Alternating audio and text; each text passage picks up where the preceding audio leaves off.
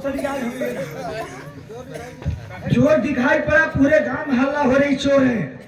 अभी आ रहा हूँ। एक कहाँ गया बे चौकीदार? चौकीदार है?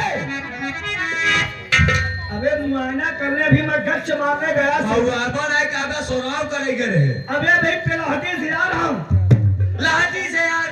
अबे छिलना गांव में पकड़ेगा ही चाचू। अरे पागल घंटी सारे सिकंदरा में तो का नौकरी का जानी के दे ढेस। यार मेरी टुनटुनवा है जब आए सार मेहराबा करे तो टुनिया के चक्कर पे सारा अपन मेहरारू लड़के नहीं चाहते।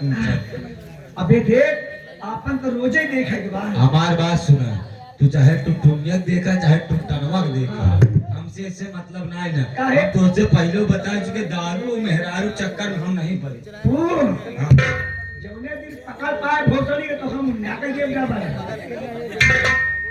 जब हम परब तब आवा चले था। देख एक बात बताओ, चाहे बेचारा जाने मेरी टुनटुनवा से मिला दे यार।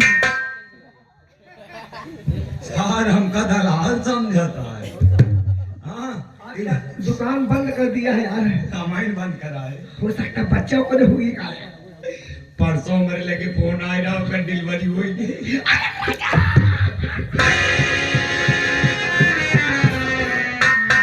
लंगूर बानर की ना ये सर का जनी काहे खुशी हो बच्चा होगा तो मुझे पापा कहेगा।